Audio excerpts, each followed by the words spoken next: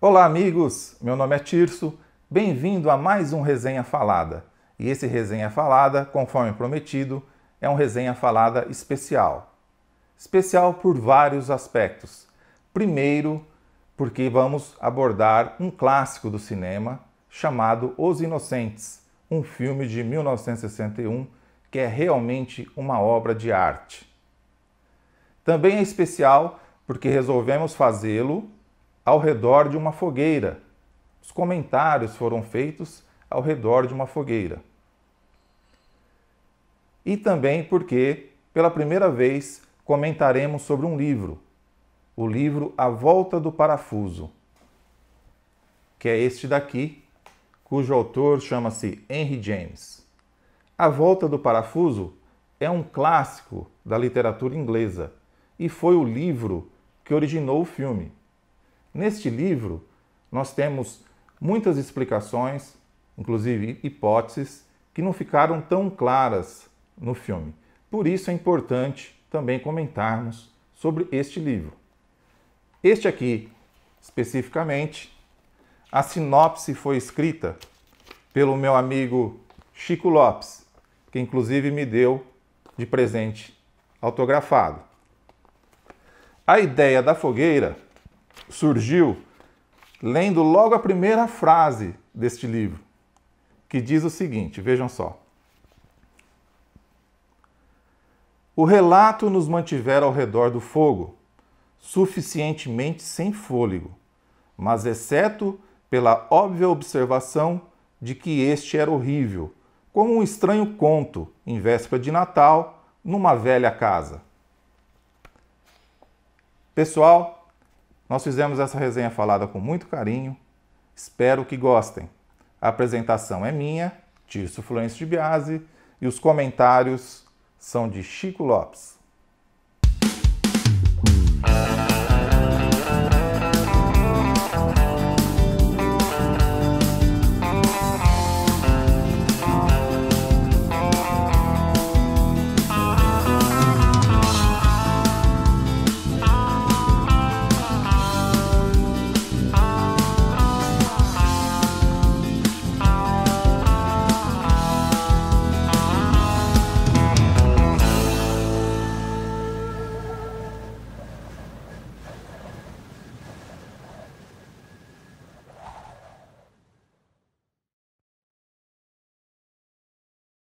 Olá pessoal, estamos aqui ao redor de uma boa fogueira, juntamente com meus filhos, sobrinhos, a Belinha,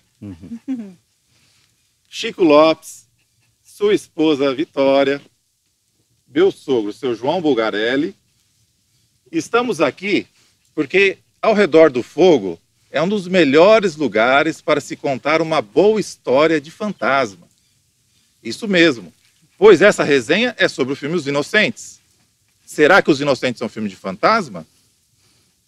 Então, vai de cada um. E ninguém melhor que Chico Lopes para nos explicar essa ambiguidade que acontece com Os Inocentes. Chico Lopes foi o tradutor do livro A Volta do Parafuso aqui no Brasil. Esse livro foi o livro que deu origem ao filme Os Inocentes. E o livro começa exatamente assim, ao redor do fogo. Não é, Chico? Sim, ao redor de uma lareira estão reunidas algumas pessoas que vão ouvir uma história. Essa história, segundo o narrador, que está ali, que vai contar a história, foi encontrada nos papéis de uma preceptora, uma espécie de governanta, que viveu durante um certo tempo dentro da família dele. Nessa história, ela fala dos tempos em que ela foi para uma propriedade rural no interior da Inglaterra e tomou conta de duas crianças. Essas duas crianças são a Flora e o Milos. No contato com essas crianças, que eram de rara beleza, e ela ficou apaixonada pela beleza dessas crianças, ela descobre que as crianças, podem estar sendo possuídas pelos espíritos de duas pessoas que viveram ali, Peter Quint e Mary Jessel. E, a partir daí, a história é traçada com uma série de ambiguidades que o Tirso vai mencionar agora também, porque ele também sabe que o filme é uma questão ambígua que o percorre. Eu vejo o filme como um filme que você tem várias hipóteses possíveis para explicar os acontecidos. Você tem as hipóteses céticas e você tem as hipóteses com elementos sobrenaturais. Tanto uma quanto a outra podem explicar perfeitamente o que acontece durante o filme. Apesar que no filme os fantasmas são mostrados. Mas, como o filme se originou do livro, que foi escrito em primeira pessoa, não é isso, Exato. Chico? É a narração da preceptora. A narração da preceptora. Então, o que você está vendo no filme, na verdade, é o que a preceptora viu. Me parece que no filme ela estava por volta de 35 anos, 30 anos, talvez, Exato. ali. E ela era tratada como senhorita. Então, quer dizer, ela não havia se casado até então. Não havia se casado. Ela era uma solteirona típica do período vitoriano. E, aliás, ela lembra Jane Eyre, tá? Jane Eyre é a personagem de Charlotte Brontë, que num romance vai viver como governanta numa mansão onde há um mistério terrível. Aliás, deu também um bom filme com Orson Welles. E, nesse caso, a preceptora é a narradora suspeita porque também ela provinha de uma aldeia pequena, um lugar pequeno no interior da Inglaterra, onde o pai dela era um pároco. E um pároco, na certa, tinha passado a ela noções muito puritanas sobre sexualidade, sobre vida, sobre amor, e ela é uma típica solteirona reprimida. E ela se apaixona pelo tio das crianças, porque também ela nunca tinha saído da aldeia, tinha chegado a Londres, conhecido um cara com toda aquela sedução e com todo aquele egoísmo, então a partir daí, ele é meio Dom Juan de fato. Até nós tínhamos aquela hipótese que você vai lembrar do Cary Grant fazer o papel. É verdade. Quando você me disse isso, Chico, eu achei assim a melhor escolha. A única ressalva que eu tenho no filme, ao todo, é justamente o papel do tio. O tio, ele aparece pouco. Ele aparece pouco, é um papel pequeno. Mas quando você me disse que o Cary Grant estava sendo cotado para fazer esse papel, eu falei, poxa, era a pessoa certa para fazer esse papel. Porque ele já chegaria com todo aquele charme todo, com aquela sedução e com a fama, né, de ser um galã muito amado pelas mulheres. Aí, na verdade, utilizaram um outro ator, o Michael Redgrave, o pai da Vanessa Redgrave. Né? Fez bem, mas fez de uma maneira controlada. Controlada, exatamente. O Cary Grant iria fazer com uma maneira mais intensa. Emprestar o carisma dele. Emprestar o carisma, né? Mas agora eu gostaria de tocar num assunto que me parece interessante. O filme coloca uma questão que é: o que é um fantasma? Um fantasma tem existência objetiva ou ele apenas está na imaginação das pessoas? Este é o tema real do A Volta do Parafuso. E aí eu queria fazer perguntas para o pessoal daqui, porque todo mundo, ao lado de uma fogueira, sente vontade de contar uma história antiga de fantasma, né? Eu perguntar, você acredita em fantasmas? Não, eu não. Não, ninguém acredita. Por quê? Por que você não acredita em fantasma? O que acontece? Por que ele existe ou não existe? Não. Você não acredita porque não existem evidências concretas da existência deles? Sim. Mas eles podem existir, não podem? Não existe a possibilidade deles existirem? Pode ser uma possibilidade remota, mínima. Não existe uma possibilidade mínima. É verdade. Existe, sabe por quê? Porque não existe evidência contra que eles não existem. Então existe uma possibilidade mínima. Não é, seu João? Eu, por exemplo, eu não acredito em fantasma. No cinema, o fantasma, para mim, é um jeito de contar história sobre o assunto. Isso, exatamente. O cinema é um tema. É uma forma de contar história. E quando a história é de fantasma, você tem... É um gênero literário, um gênero cinematográfico e de certa maneira, até mesmo um clichê. O fantasma está lá numa casa mal assombrada, num castelo, em qualquer lugar. Os ingleses, em particular, e o Henry James citou a história dele na Inglaterra, os ingleses, em particular, têm afeição pelos fantasmas, né? Eles até adotam fantasmas para ter numa casa, faz parte da tradição deles haver um Chico, fantasma. Como você é um escritor conceituado, premiado no Brasil, nunca você teve a ideia de fazer um romance, um livro sobre uma história de fantasma, um terror, ou mesmo um roteiro para um filme? Eu tenho sim várias ideias para isso e na verdade alguns dos meus contos, se não contam histórias sobre fantasmas, eles são ligeiramente puxados para o fantástico ou para o irreal. Estão acontecendo coisas com determinados personagens que colocam Já bastante em aconteceu dúvida. algo na sua vida? Aconteceu, e aí que eu quero falar que o velho ditado espanhol tem um sentido: eu não creio em brujas, pero que las hay, las hay. Então, de alguma maneira, os fantasmas, embora não existam, eles têm uma não existência muito duvidosa. Duvidosa. A não existência deles é duvidosa. Eu vou lembrar de um episódio da minha infância. Olha aí, crianças, olha só. Exatamente. Uma história de fantasma Essa que história aconteceu. com ele mesmo. Quando meu tio, que morava com a gente, ele viveu algum tempo lá, era um solteirão, ele morou em casa, ele teve um problema de úlcera e morreu. Tá? Nós fomos todos ao enterro dele, eu e minha irmã, que éramos pequenos ainda, eu e minha irmã Elvira, e ao voltar do cemitério, voltar do enterro, quando nós estávamos chegando em casa, nós o vimos ao lado da janela da frente da casa. Tá? Ele estava de chapéu, que ele usava chapéu, e ele fez um sinal para a gente com aquele chapéu. E daí a pouco desapareceu. Aí eu olhei para ela e falei, mas nós estamos voltando no enterro do tio, o tio está morto, ele não podia estar aqui. Aí ficamos, né, perplexos. Onde começa a verdade, onde termina a imaginação? Quantos anos vocês tinham nessa? Eu creio que eu tinha 10 anos, minha irmã, que tem uns 2 anos a mais que eu, deveria ter uns 12. Então, você tem 9, Pequeno, né? Não tão 8, pequeno. 5.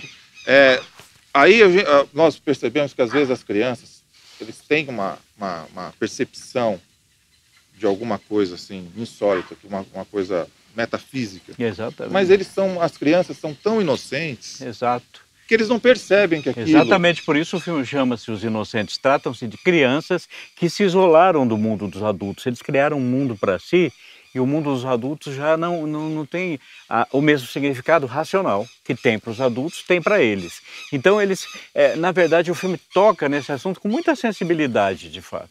O que é que aquelas crianças estão vendo e por que elas se comportam daquele jeito, tá? Será que tem fantasmas influenciando elas? Será que elas são inocentes mesmo? Ou será não? Que elas têm algum tipo de espírito que está possuindo elas para elas se comportarem de uma maneira não adequada, uma maneira má? Né? Apesar que isso não acontece, a gente não vê, né? Porque a narrativa da governanta ou da preceptora, como chamamos, ela exatamente, o tom do filme todo é a ambiguidade. Ela pode estar criando aquele fantasma, ela pode estar imaginando aquilo tudo. Tá? A cabeça dela, às vezes, é uma cabeça perturbada, por ela ser uma senhora, já que na verdade é tratada por senhorita, por não ter se casado. Então ela já carrega um peso. Ela carrega um peso. No passado. Exatamente. E ali naquele lugar, que é um lugar isolado. Né? Então ela começa a ter alucinações, começa a ver coisas que às vezes são coisas que não existem, mas ela está vendo, dentro da cabeça dela existe. Exato. Ou às vezes ela inventou aquilo tudo dentro da cabeça dela, mas ela inventou para contar, para parecer um álibi, ou para aparecer, para aparecer como uma mulher interessante, uma heroína que salvou os sobrinhos, porque a ideia dela é preciso salvar as crianças. No início do filme ela faz assim, ela crispa as mãos como se estivesse rezando ou como se estivesse muito angustiada. Eu preciso salvar as crianças, não sei o que fazer, não sei o que fazer. Salvar, ela apareceria como salvadora para o tio, né? Então exatamente. Seria importante para ela psicologicamente.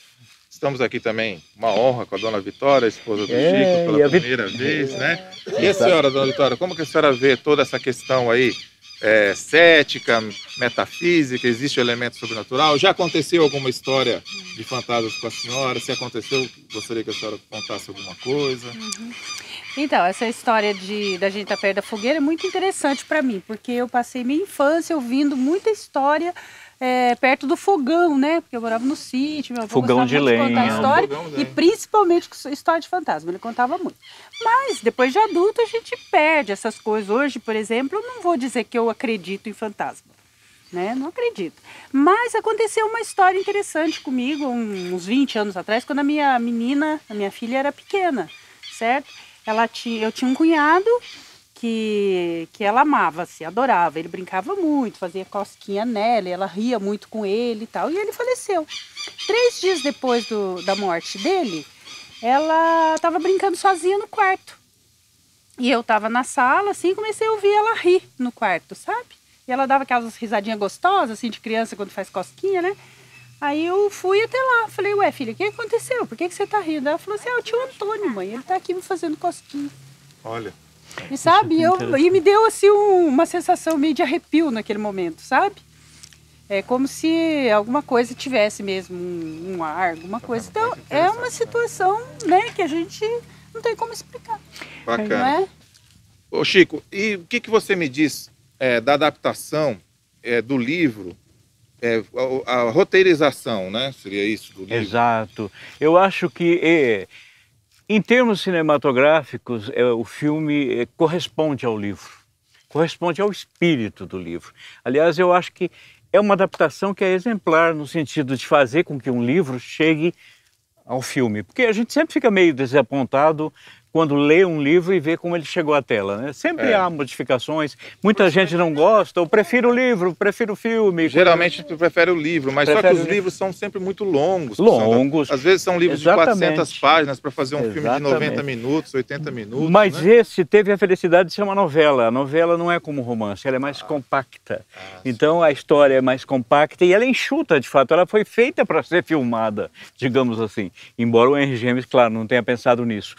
Fez tanto sucesso A Volta do Parafuso quando ele publicou, que depois teve uma série de adaptações para o cinema nós conhecemos, inclusive uma adaptação feita de A Volta do Parafuso na Venezuela, uma coisa curiosa. Venezuela? Na Venezuela. Não sei como pode ter ficado, mas foi feito lá também. E foi uma peça teatral e no roteiro do filme, para este filme do Jack Clayton, feito em 1962, colaboraram dois dramaturgos, John Mortimer e William Archibald, e um escritor famosíssimo, Truman Capote, o autor de A Sangue Frio, que é praticamente um dos maiores nomes da literatura americana. Dizem que se deve a ele o final do filme, o toque final que ele deu, que não podemos revelar agora. Não vamos comentar agora sobre o final. A gente não vai fazer um spoiler disso, não. Isso, no final nós voltaremos, aí você explica melhor essa questão. Esse roteiro foi muito bem elaborado. O Truman Capote dizia ter orgulho dele. Ele gostava também muito da atriz. Temos que falar da atriz, né? Deborah Kerr, porque ela está no papel principal, ela carrega o filme sozinha. Também vamos falar das crianças muito bem escolhidas. São atores mirins muito expressivos, especialmente o menino Miles, que tem um rosto meio atormentado e às vezes sugere uma certa perversidade mesmo. E ele lembra um pouquinho o Cary Grant, não lembra? Pode ser que lembre, sim. Ele se veste um pouco de uma maneira como se fosse um pequeno príncipe, né? E ela vê nele uma miniatura do tio, de certa maneira. Então eu não estou tão errado. Não está tão errado, não. Ela vê, de fato, o menino como se fosse uma réplica em miniatura do tio. E ela fica meio seduzida porque ele, de fato, é meio sedutor. Ele tem uma determinada cena que ele diz, tem um homem nessa casa, não tenha medo. Tal. Ele é o único homem naquele momento. De fato. Naquelas circunstâncias, naquele local isolado. Exato. Da pouca idade. Se descontarmos o fantasma que anda rondando por ali, né? Agora o fantasma, como a gente já sabe aqui, colocamos, né, em questão a polêmica. Existe ou não existe? As crianças de hoje em dia não acreditam em fantasma, pelo jeito. Eu acho que vocês estão muito céticos. Em relação a isso. E ela? E você? Você acredita em fantasma? Acredita ou não? Não! Mais uma cética aqui. Nossa, aqui deu unanimidade, as crianças não acreditam. Eu, adulto, não acredito, mas também não duvido tanto assim. Também não duvido tanto assim. O senhor João não acredita, não. A Vitória acredita não acreditando. Fica ali a meio caminho. Vou fazer uma pergunta. A posição do Henry James, o que ele era? Ele acreditava, ele tinha essa questão de acreditar em espíritos, em fantasmas, ou era um posicionamento cético? Não, ele achava que a história era boa em termos literários, que daria uma boa história, e ele queria fazer uma história no gênero, né, contando a história de um fantasma, com competência, o que de fato ele fez, porque praticamente foi o maior sucesso da carreira toda dele, que foi uma carreira longa, com muitos livros, mas A Volta do Parafuso foi pá. E o nome, A Volta do Parafuso? De onde? É interessante, The Turn of the Screw. Imaginem a gente fazendo voltas num parafuso, apertando, né, aquilo.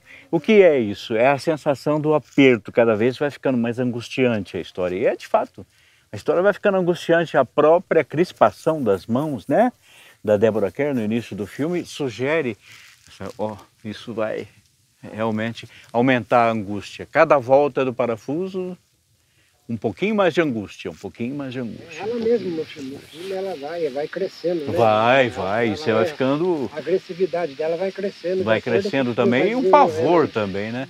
O pânico que ela No final, sente. ela chega a bater até no menino. Ela fica Porque a brava, principal descoberta dela é que eles podem, as crianças, estar tendo comunicação com os espíritos. Eles se encontram com os espíritos longe dela. E ela fala, meu Deus, né? É o que ela acha. É o que ela acha. O Marco está me perguntando, aqui tem fantasma, será? Não é isso, Marco? Sim. Aqui embaixo você falou? Não, mas... Quem sabe, né? Pois não, a gente nunca vê. Fantasma, por definição, é invisível, né? Só quando ele aparece que a gente diz, ó, tem um negócio qualquer ali. Mas, ó, ele desaparece rapidinho também. Sobre o diretor, o Jack Clayton. O Jack Clayton teve uma carreira muito interessante. Ele fez um filme com Simone Signoret, Almas em Leilão, que foi muito sucesso na Inglaterra. E ele se tornou ali, naquela época, em 1960, nos anos 60, um dos diretores ingleses mais importantes. Mas ele sofreu, como eu disse, por ser um revés. Com o sucesso dos Inocentes, ele caiu na mira de Hollywood. Hollywood queria que ele dirigisse um grande filme, adaptasse um grande romance, porque ele foi visto, então, como um cara capaz de adaptar grandes romances, um cara talentoso para adaptações literárias para o cinema. Então passaram a ele o Grande Gatsby, um clássico americano, do F. Scott Fitzgerald. Que fria, hein? Foi uma fria, porque o filme foi um grande fracasso nos anos 70, se bem que tivesse um ator famoso, Robert Redford, e a Mia Farrow. Mas foi um insucesso, aí ele voltou para a Inglaterra e não se sabe mais nada da vida do Jack Clayton. Parece que a partir daí tem uma outra pessoa da equipe técnica que eu gosto muito, chamado Fred Francis. Ah, o Fred Francis, o grande fotógrafo. Fotógrafo, né? Exatamente. O diretor de fotografia. Eu acho que ele é responsável por 80% do charme do filme, né? Porque a fotografia do filme é muito artística, é muito elaborada, é muito bonita. Eu achei uma coisa, eu estava pesquisando sobre ele, achei uma coisa curiosa. Ele era também fotógrafo nesse período, na década de 60 e 70, do estúdio da Hammer, Hammer Films. E o diretor Jack Clayton quis fazer o filme em branco e preto, que é o caso dos Inocentes, de 1961, foi feito em branco e preto justamente para se diferenciar dos filmes da Hammer, dos filmes da Hammer, que tinha o colorido forte. Quando eu lembro dos filmes do Hammer, eu sempre lembro do olho injetado do Christopher Lee, que era o Drácula. Isso, e aquele vermelho, né? Sangue vermelho mesmo. O destaque do vermelho, a fotografia. E quem fazia muitos desses filmes, na época, era diretor de fotografia, era o Fred Francis. O Fred Francis. E ele foi contratado para fazer Os Inocentes, que era uma proposta oposta àquilo que ele fazia. Exatamente. Agora, ele criou um negócio que hoje, até hoje, em 1961, hoje nós estamos em 2017, até hoje é imitado, né? É imitado. É muito a fotografia imitado. que ele fez nos Inocentes, até hoje é imitada. Tem um contraste fantástico, a fotografia, o lugar, né? Bly, que é a propriedade onde acontece essa história toda, é cercada por um lago, é um lugar extremamente bonito e vai ficando sinistro, porque essa beleza guarda uma espécie de desolação, de solidão. A primeira aparição do fantasma é numa torre, nas ameias, e ele nem mal aparece, é uma coisa meio nebulosa, ela vê. Aí ela pergunta para uma funcionária da casa, existe um outro homem aqui além dos funcionários que nós conhecemos? Aí a funcionária fica meio assim perdida, fala, existiu, né? No passado existiu. Peter Quint, que já morreu. Peter Quint, que já morreu, aquela coisa toda. E aí é que o filme vai dando umas voltas no parafuso mesmo, aumentando a tensão e aumentando a angústia dentro do espectador. Uma outra coisa, uma curiosidade também, quando eu era criança e adolescente, eu assistia muitos filmes da Hammer. Da Hammer, eu vi muito. Tinha o Christopher Lee. Cine Bandeirantes passava muito, né, seu João? O seu João está aqui às vezes comigo, matando saudades do velho Cine Bandeirantes de Novo Horizonte. Passava muito mesmo. Passava assim. Tinha um ator em inglês chamado Peter Cushing. Peter Cushing, que foi famoso. Com o Peter, depois eu descobri que o Fred Francis, ele também era diretor, ele era realizador também. Era realizador. Não só diretor de fotografia. É, inclusive eu não conheço como diretor e estou aqui esperando que você me mostre um filme dele. Então, eu assisti, ele também era um bom diretor. Um bom não diretor. era tão bom como ele fotógrafo. Ele não é tão bom como fotógrafo como ele era, porque inclusive ele é um fotógrafo premiado, com 2 prêmios Oscar. Correto? É, correto. O Fred Francis foi premiado com 2, e muito merecido. Bom, muito né? bom. Como diretor, como realizador, né, o diretor geral, ele não era tão bom, mas ele fez filmes interessantes. Tem um filme chamado O Monstro de Frankenstein, com Peter Cushing, que é bacana. Né? Certo. É isso que nós ficamos de ver, né? Nós vamos assistir aí, eu assisti há muito tempo, eu preciso relembrar. E também eu lembro de um outro filme que eu assisti com ele, se não me engano é com o Christopher Lee e com o Peter Cushing, os dois, chamado The School, A Caveira. A Caveira. Também é legal. Muito certo. bacana. O Peter Cushing eu tenho certeza, eu estou em dúvida se é com o Christopher Lee também. Esses aí eram os habituês dos filmes da Hammer, né? Eles estavam sempre lá. Eles precisavam de uma dupla de sucesso, eles sempre pegavam os dois. Os dois que estavam lá. O Peter Cushing era um ator muito expressivo. O Christopher Lee também. Também. Muito bom. Muito bom. Então, estamos aqui inocentando os inocentes. As crianças são sempre inocentes. Sempre inocentes. Sempre inocentes. É isso que é bonito também no filme, tocar nesse ponto. A fronteira entre o sobrenatural e a realidade não é muito clara para as crianças, exatamente porque elas não entraram na chamada idade da razão. Elas não perderam o encantamento da vida. No encantamento da vida, os fantasmas fazem parte, duendes, fadas, anjos. Tudo isso faz parte do imaginário da criança de uma maneira natural. Depois que a gente fica adulto, a gente começa a duvidar e fica uns chatos de galocha. Né? Aí a gente vira cético. Vocês não estão na idade de serem céticos. Exatamente. Vocês estão na idade da crença, na idade da beleza. Da beleza. Né? Da juventude, olha que beleza. Ser criança é maravilhoso, maravilhoso. Foi? Na verdade, quando eu tinha uns 7 anos, uns 8, meu avô morreu. Certo. E ele sempre foi carinhoso comigo. E vai fazer 2 anos que ele morreu.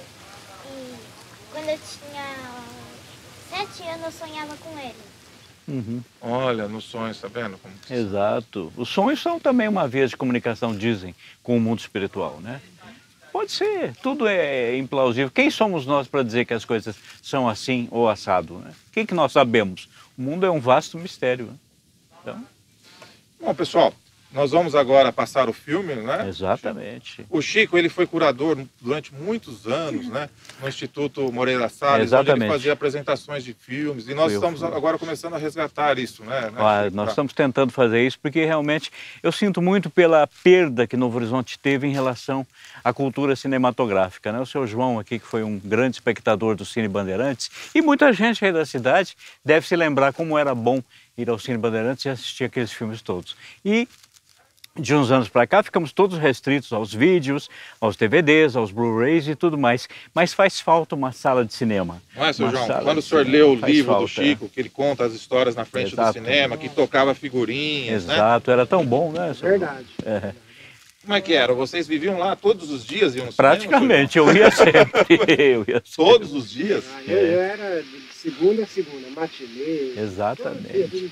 Eu tinha sessões todos os dias, né? De quarta-feira era a sessão das mulheres, de sexta-feira era a sessão do troco. Sessão do troco, exatamente. E era 2 filmes de sessão. 2 filmes, você assistia 2 filmes pelo preço de 1. A sessão do troco. Se eu pudesse, eu saía fazendo um baixo assinado na cidade só para fazer uma sala de cinema. Então, exatamente. Uma pequena sala, porque hoje em dia as grandes salas já não sobrevivem, mesmo em cidades maiores. 30, 40 pessoas. Mas uma pequena sala seria muito legal, porque sempre ficam os nostálgicos. E lá no Instituto Moreira Salles, em Poços, é assim. Os caras que gostam de cinema aqui na Horizonte, eles vão para Catanduva e Rio Preto no shopping. Exatamente. Por que não aqui então, se tivesse cinema? Por que não? Aqui? Vocês querem cinema em Novo Horizonte? Vocês querem, Marco? Olha que bom. Então, a criançada quer cinema, olha só. Todas as crianças gostam. Vamos ver se o pessoal aí ligado à cultura na cidade sente vontade de fazer uma movimentação. Eu vou gostar de ter cinema aqui se não for o chamado. Ah, o chamado? Ih, o chamado é... É brabo. Só que eu te falo, olha, eu aprendi uma coisa, o dito do cinema que me contava isso. Quando a televisão acabou com o cinema, Ele falava para mim, eu falava para ele. Tinha noite que eu estava só eu lá, não tinha ninguém mais. Exato, foi isso. Ele falava assim, mas o povo é meio ingrato, é meio burro, porque na televisão, você vê um filme, você vê esse mesmo filme no cinema, é outra coisa. a qualidade é muito grande. Não, a qualidade da película, ele pede 60% o filme pede. Exatamente. Na televisão pequena que nós tínhamos, essa televisão grande. Exatamente. Aquela esquerda normal, ele perde 40%, 60% do filme de qualidade. Uma crítica norte-americana de cinema, Pauline Kael, que eu gosto muito, dizia que a televisão era o cemitério dos filmes antigos. Eles iam lá para morrer, né? Exatamente, porque perde o charme, cadê? Como é que você vai fazer, por exemplo, o estouro de uma boiada no faroeste no filme Rio Vermelho? Foi um espetáculo, assim, marcante para uma época. Vai ver na televisão, Perde um monte de gado correndo. Você não vai ver aquele charme todo, aquela imponência toda, né? Tem um filme italiano que narra a história do cinema, um velho que passa cinema numa cidade. Ah, o Cine Paradiso. Cinema Paradiso. Cinema Paradiso. Esse merece uma resenha também. Merece uma resenha e tanto. É a própria... o louvor ao cinema como arte, como tudo. Se for ver, esse filme conta nós, a nossa vida de criança, vendo aquilo, crescendo com o cinema e acabando o cinema. E tem um velho tentando resgatar o cinema. Tá, é verdade. É impressionante. Vamos ver isso, né, Olha, Tircinho? Vamos.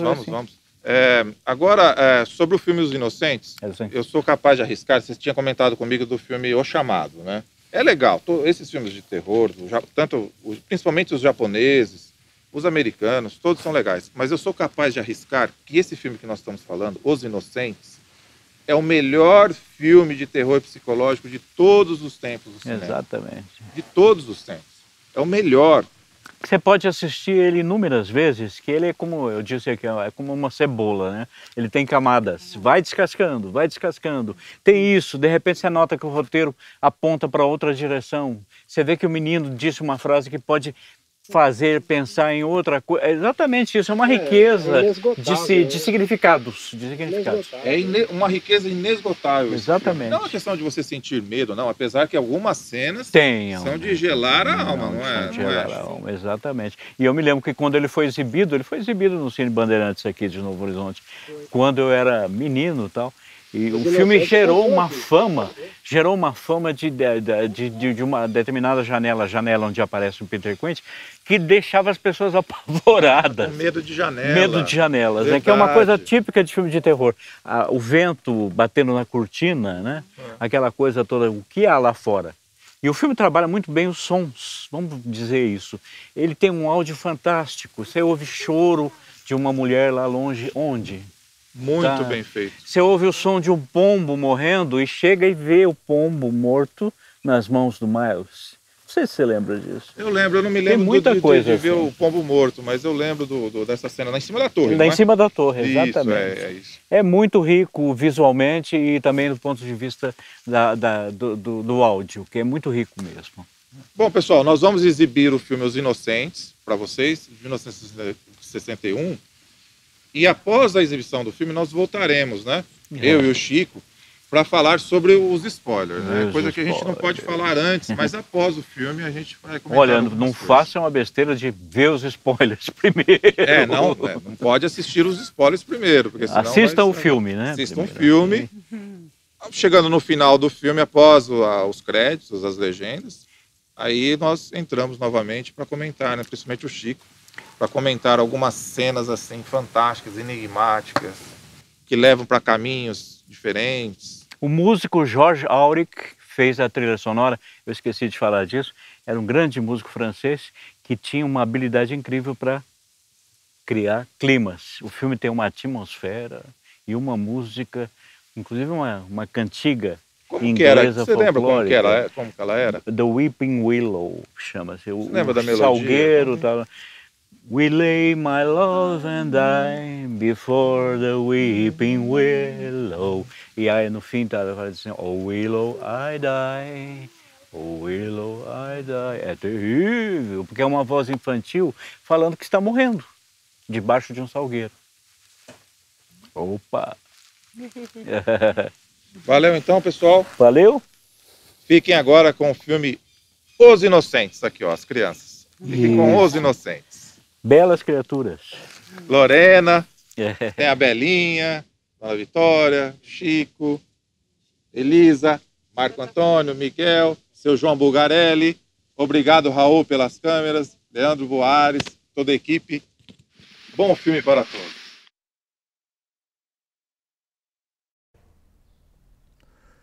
Bom, pessoal, se você estiver assistindo esse filme, esse vídeo que nós fizemos aqui pelo YouTube, você deve saber que, devido aos direitos autorais, nós não podemos incluir o filme completo, Os Inocentes, né? Então eu vou indicar para vocês aonde encontrar esse filme para comprar. A empresa Versátil lançou aqui no Brasil uma coleção muito bacana chamada Obras-Primas do Terror. E o filme Os Inocentes você pode encontrar no volume 7, que é o primeiro filme que vem na caixa. Essa caixa da Versátil, ela vem com 6 filmes. Primeiro, Os Inocentes, né? Que é o filme carro-chefe, vamos dizer assim. Apesar que todos esses filmes que vêm na caixa, eles são importantes e poderiam ter sido lançados separadamente. Eles têm força para isso, mas a Versátil gosta de reunir nessas coleções. Aí, abrindo, nós temos os DVDs. São 3 DVDs. Cada DVD você tem 2 filmes. Em cada DVD você tem 2 filmes e mais os extras. Inclusive os extras do filme Os Inocentes, é um extra muito bom, que tem inclusive muita coisa que eu não sabia. Por exemplo, que a primeira página do roteiro dos Inocentes não havia sido filmada, que é até um negócio que eu acho até legal, interessante, que era uma cena numa igreja onde a Miss Giddens estava e os outros personagens começam a tratá-la mal, virar as costas. Então ela sai da igreja e começa a rezar. E depois ela começa a escrever a carta para o tio, que é então aí que vem a narrativa. A narrativa é a partir da governanta, a partir da senhora Giddens. Então seria legal eles terem feito essa primeira página do roteiro, terem filmado, porque assim reforçaria ainda mais a questão da ambiguidade, por ser uma história contada pela governanta.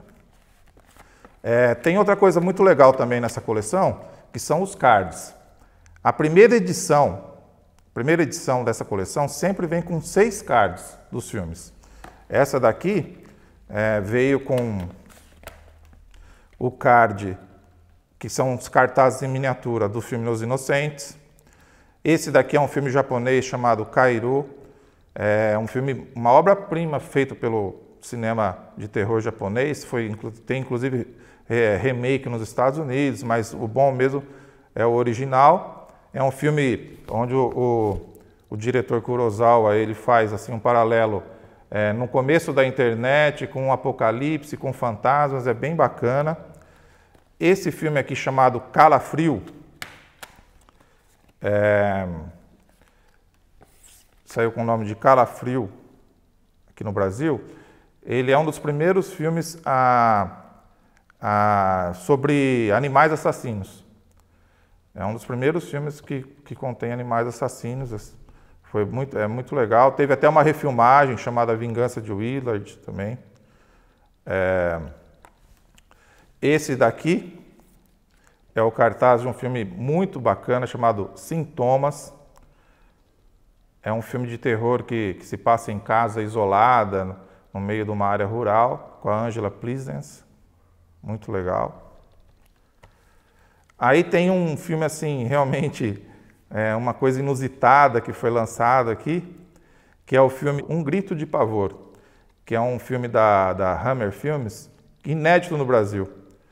Por incrível que pareça, nunca havia sido lançado. E agora a Versátil lançou. É um ótimo filme, é um dos melhores filmes da Hammer. E é com o astro Christopher Lee, que é um grande astro desse gênero. Temos também o filme A Mansão da Meia-Noite. É um filme que reúne os grandes astros aí dos filmes de terror também. Vincent Price, Christopher Lee, Peter Cushing, John Carradine. E é um filme que mistura terror com comédia.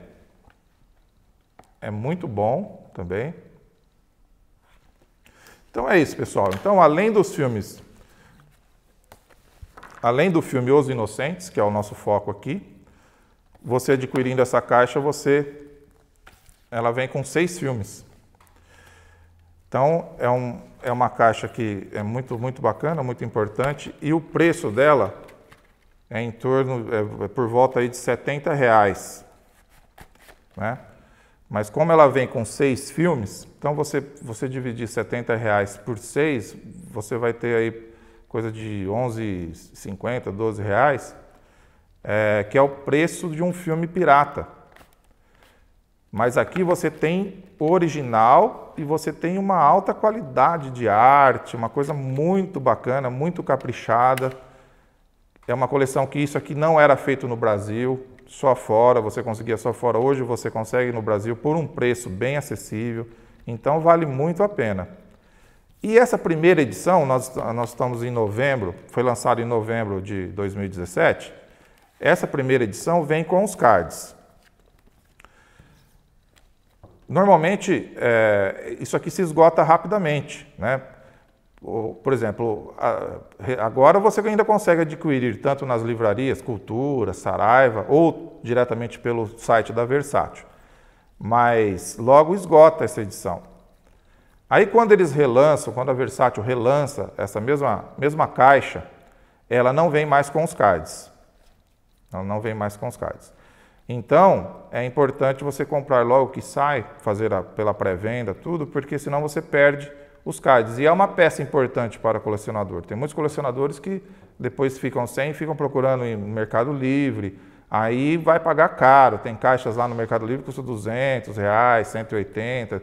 Eu já vi até uma do Stanley Kubrick por R$500 lá no Mercado Livre. Então, por enquanto, você tem isso aqui por R$70, né? Então é isso, pessoal. Ó, agora nós assistiremos os spoilers dos Inocentes. Então eu falo para vocês, não assistam esse vídeo de agora por diante. Se você não assistiu o filme, se ainda não viu o filme, não assista daqui por diante, porque senão nós vamos falar coisas importantes e pode ser que acabe estragando algumas surpresas que o filme revela, que o filme reserva para quem está assistindo. Então é isso, pessoal. Vamos agora para os spoilers. Bom, pessoal, chegamos ao momento dos spoilers, né? Se você não assistiu o filme, não assista daqui para frente. Se você assistir, é por sua conta e risco, né? Tá bem, né? Porque Bom, os spoilers... os spoilers. Agora, antes de falar dos spoilers, eu vou comentar que quem fez aqui o cenário, o nosso cenário aqui, foi o meu cunhado Rogério Prete. Um grande pedreiro, fez todo o cenário aqui no estilo medieval, que deu todo a atmosfera para esse... Exatamente, isso parece uma daquelas urnas, né? Onde se queimava, crepitava, né? A fogueira e se contava histórias, né? Em torno de um círculo. Exatamente. E isso é muito propício para a gravação de uma história de fantasmas que começa sendo contada perto de uma lareira, né? Exatamente que era a proposta no livro, né? No livro. O filme não, o filme começa de outra forma. O filme começa com ela em Londres, né? Conversando com o tio. Né? Isso, exatamente. A senhora é uma mulher muito imaginativa, a senhorita Giddens? Ele pergunta, né? Claro que ela é muito imaginativa. No livro aparece o nome Giddens, né? Isso, exatamente. Miss Giddens, não, né? no livro não. Não, no livro não, no filme, só no filme, é verdade. No filme o roteiro criou a senhorita Giddens, né? Que no filme, no livro, não existe. Então é uma criação perfeitamente compreensível, até porque o personagem precisa ter um nome ali para que a gente avance, né, com a história. Mas o tio fica sem nome. O tio, que é o Michael Redgrave, fica sem nome. Mas a preceptora, que é a Deborah Kerr, tem esse nome Miss Giddens, que eu acho até bastante apropriado. Né? Bastante apropriado. Logo na primeira cena do filme, a gente nota que a Deborah Kerr estava passando uma imagem de uma pessoa que talvez talvez, né, uma hipótese, Pode. que fosse uma pessoa reprimida sexual, né? Reprimida sexualmente. A gente vê isso, mas isso talvez até fosse uma característica das heroínas vitorianas, né? Porque o período vitoriano na história da Inglaterra é um período de muita repressão sexual, mulheres extremamente puritanas e que tinham tido uma criação puritana. Então, provavelmente, ela era reprimida sexualmente até pelo pai, que era um pároco numa aldeia, etc. e tal. E ela nunca havia saído dessa aldeia. A primeira vez que ela vai a Londres, ela atende a esse pedido de emprego, né, de preceptora ou de governanta, desse tio, que é um sujeito muito bem vestido, sedutor, galante, e ela fica impressionada, né? Começa já daí. E quando ela chega à fazenda, Exatamente.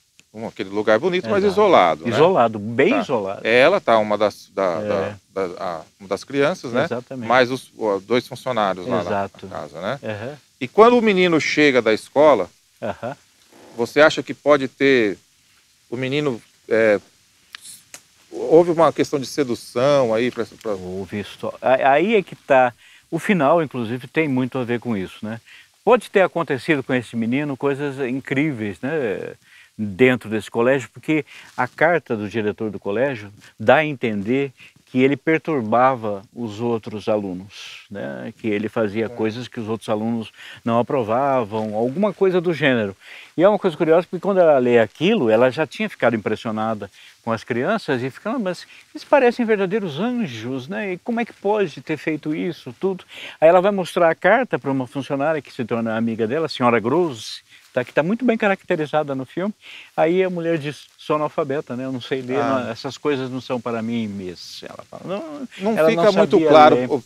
por que o menino foi expulso do colégio, Não mas fica claro, não. dá A gente pode supor. que tenha sido porque Pode supor. algumas atividades ali. Exatamente. E, aliás, eu arrisco dizer que esse livro e o filme é basicamente em cima de suposições. Ele não tem afirmações, né?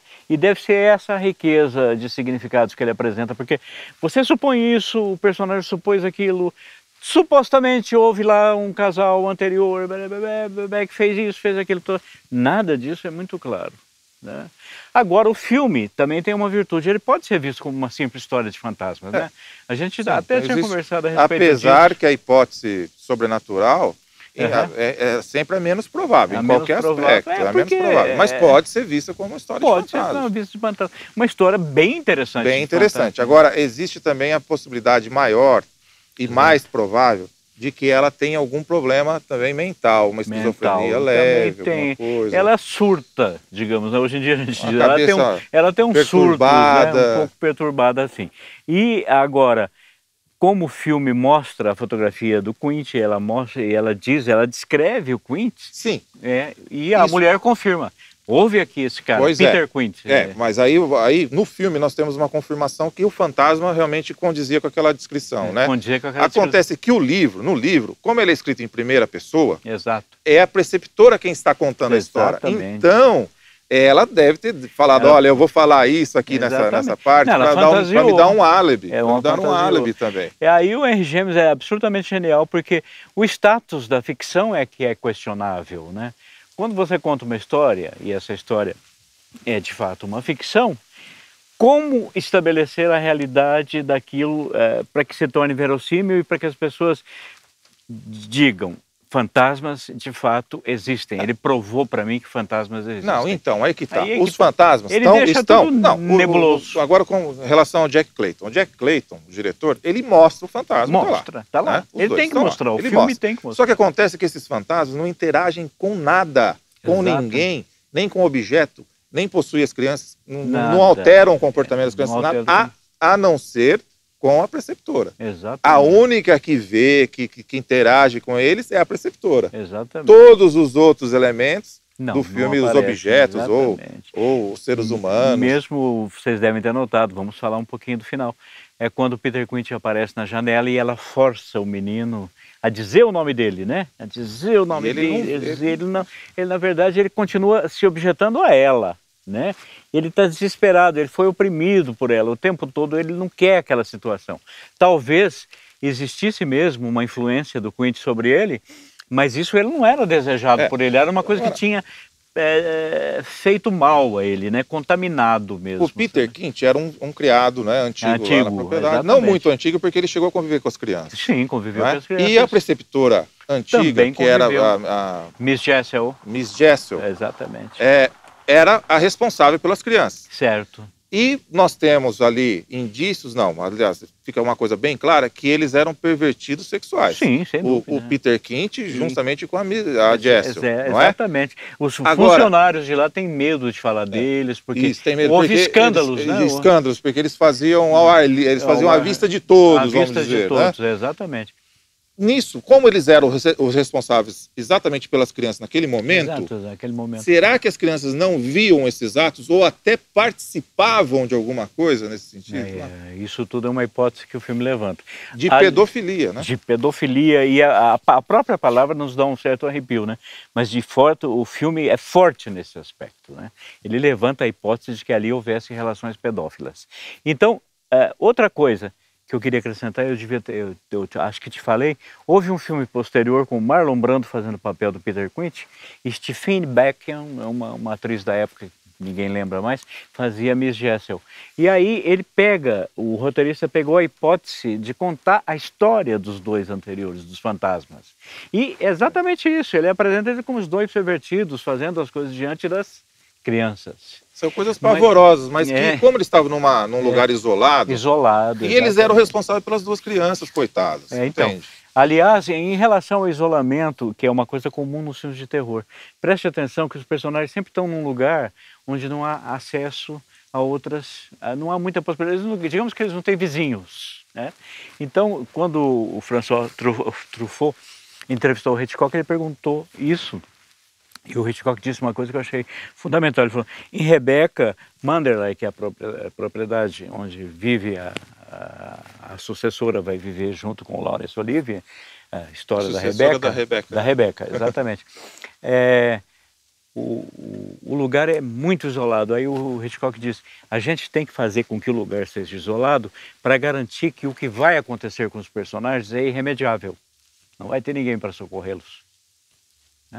E isso já é um elemento do terror, o isolamento, né?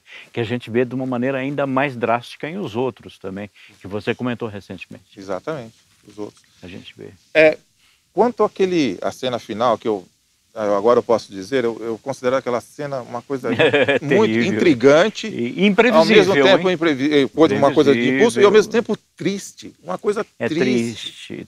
Eu não posso falar isso no começo, eu não falei isso no começo, porque falou, mas o que acontece? Tem um lado triste mesmo. Poxa. Tem um lado, na verdade, até trágico nisso tudo, que é o isolamento daquelas crianças, a pena que a gente sente delas.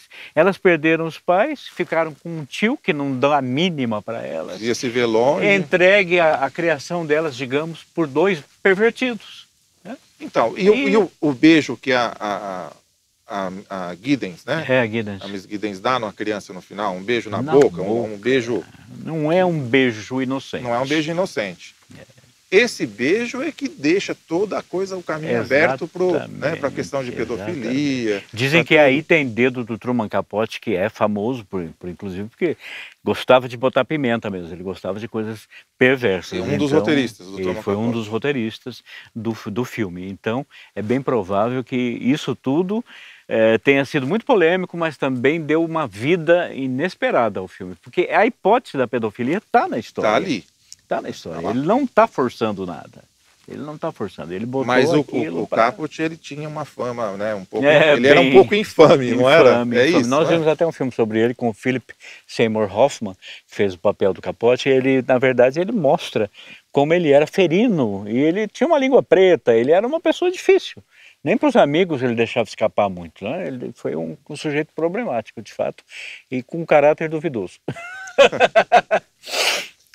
Joia. Bom, quanto à criança, o final, né? Exatamente. Você tem dois finais. Você tem a vertente com elementos sobrenatural. Então, o que acontece? No final, o menino ele foi possuído realmente pelo Peter Quint. E ele seduziu, ele corrompeu a preceptora, por isso que ela deu aquele beijo. Ele estava seduzindo a preceptora, mas foi uma coisa que ele havia sido possuída pelo espírito do Peter Quint. Vamos dizer, é uma hipótese daquelas hipóteses sobrenaturais, Sobrenaturais. que são menos prováveis. São as menos Agora, prováveis. como só tinha os dois naquela situação, tirando a hipótese sobrenatural, o que nos resta?